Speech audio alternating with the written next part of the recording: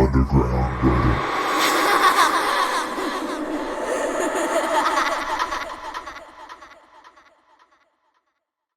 The Valley. Alright, I've been lingering about in this group and I'd like to share my story. I've always believed in the paranormal until, ironically, I experienced it. I have since moved, and all is well again. Buckle up, we're going on a journey. To give you some visuals about the land. It was a crappy old trailer sitting on about 5 acres in a really beautiful valley in the southwest. There is a seasonal arroyo which during monsoons would turn the back 3 acres into nearly a lake. The back half of the property was lined with a wooded ridge, mountainous area. Very rural. About 9 miles from town, down the shittiest dirt road that has ever existed. As with most adults, I entered a period of life with some pretty big obstacles and struggles. It was a sequence of events which led me to renting this rundown pose. At the time it seemed serendipitous. An acquaintance had mentioned a property near her I could possibly rent for dirt cheap, while we were hanging out under the new moon. Fast forward to the next new moon. This property owner contacts me. I'd told her she could give my deets if it came up as available, and after some chatting we agreed to meet. This place was not the Ritz, not even a Hojo. It was a run-down trailer that hadn't been cared for in, probably ever. I believe firmly in listening to my gut, but any red flags that came up were squelched by my excitement to maybe have an opportunity to pull myself out of the financial hole I'd dug myself into. He needed work done on the property and would trade for rent. I was swept away at the glimmer of freedom I was staring at. I hands down accepted the keys. Before moving in, I had to first clean the entire place. So much bleach. As I cleaned out several years of other tenants' things, I took note of how many sentimental items had been seemingly abandoned in closets. Some of it I set aside, with no idea what I'd do with it. It just felt wrong to throw it to the dump. After several weeks of bleaching and blessings, I was nearly ready. I invited a dear friend of mine, M, to come out with me to celebrate. While finalizing the cleaning and working on the broken water pump, the acquaintance, now neighbor, comes over with the entire family in tow, 2 smalls, 2 teens, husband. The energy shifted in a way I couldn't not notice. The husband was behaving ... off. He wasn't being social, nor was he being antisocial. In the spirit of don't rain on my parade, I brushed it off. It was discovered the keys had been locked in their vehicle, and he, neighbor's husband, would need to go fetch the spares from next door. He invites my friend to go along with him, leaving me with acquaintance and children. We are chatting and listening to music. I knew a storm was coming and was feeling excited for an early summer storm. She, on the other hand, was becoming increasingly anxious. She has known to me, fear of storms. She is pacing with one of her smalls, looking out the windows for headlights. I was in the kitchen and she on the porch looking for the returning men when there was the biggest, loudest boom I have ever heard. My entire body swayed with it. I said to the kids in the kitchen that Mother Nature was very vocal tonight and giggled to ease their surprise.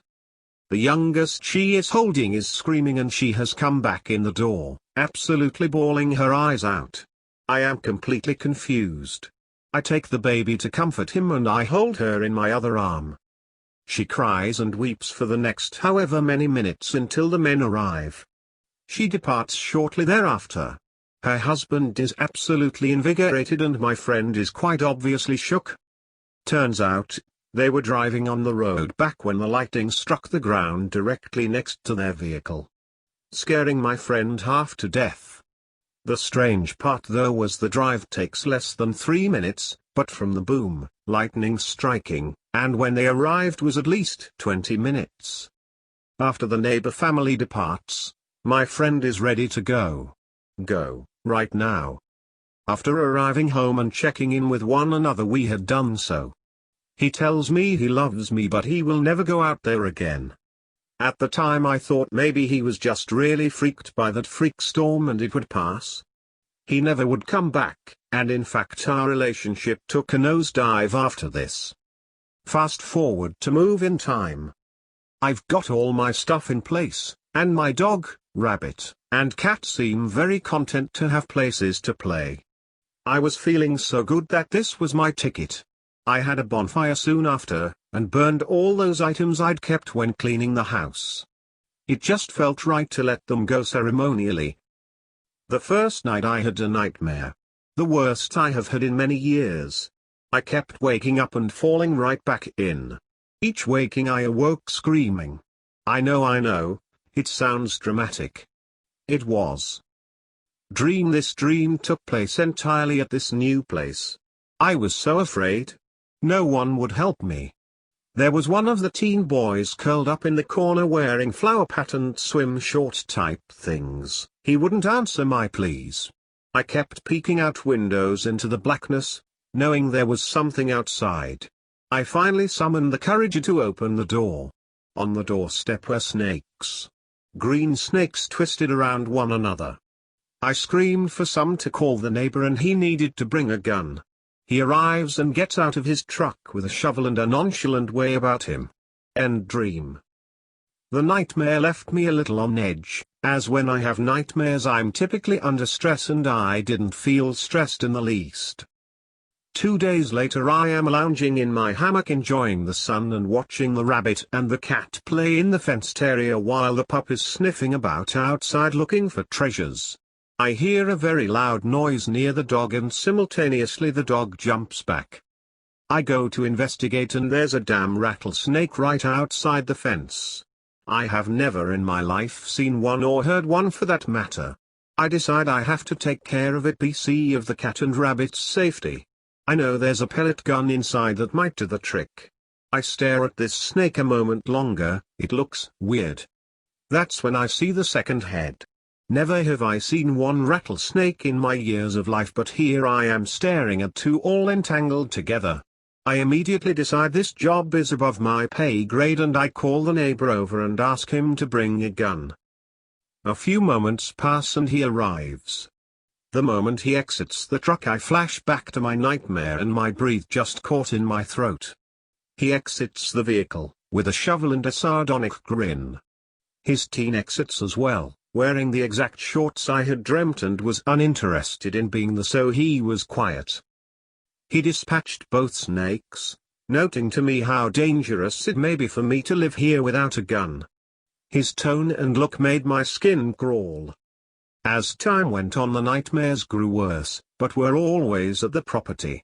I would wake up screaming multiple times per night. In my nightmares I would scream brewer. A word I have never used in my life was now a frequenter inside my mind's eye. The dreams shifted to images of something dark and slimy. I can't describe what it looked like, but I knew its texture, in the back room.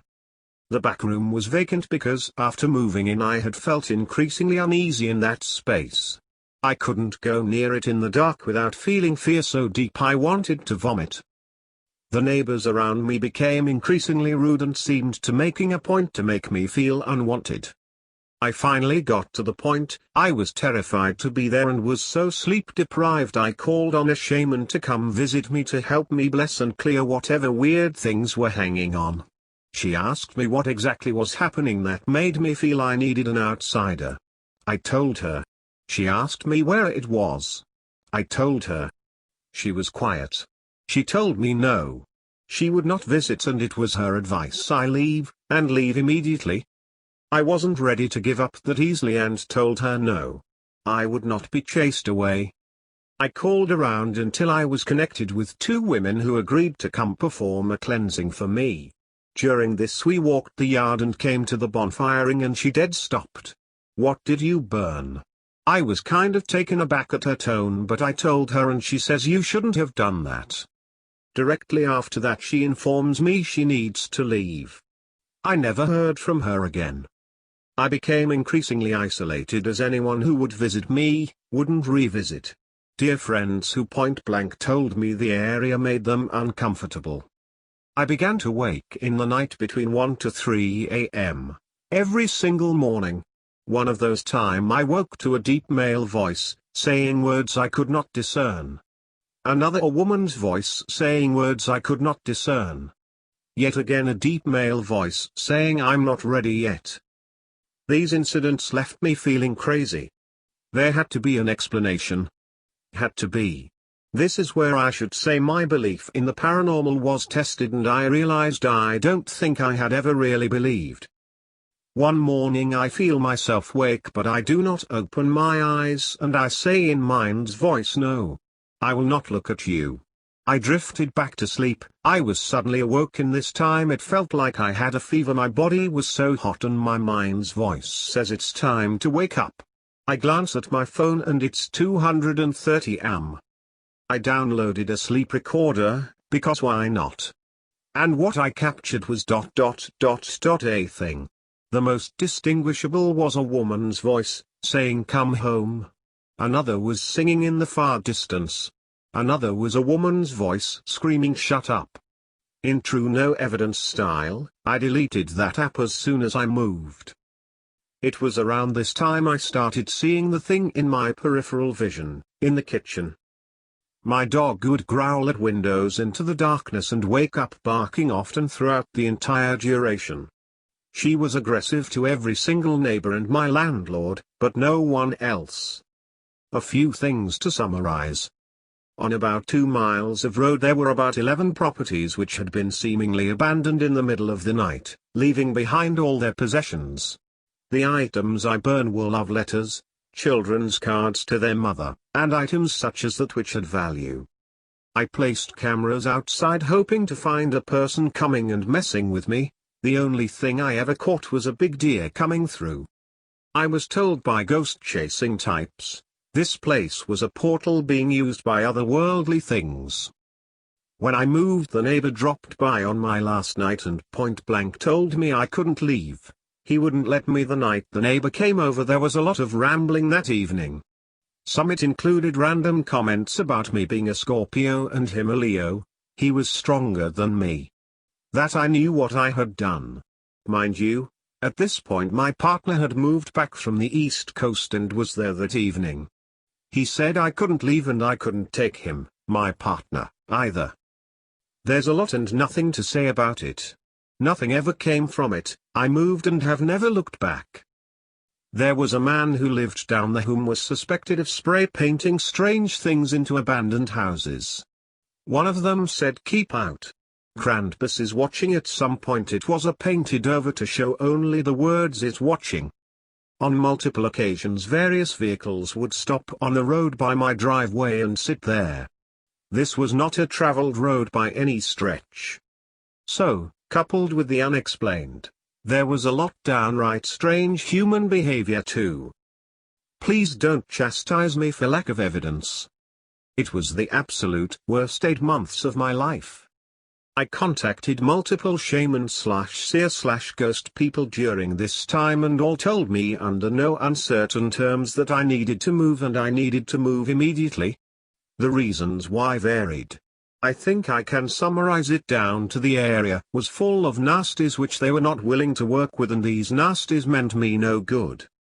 I reconnected with my dear friend after I had moved from the terrible place.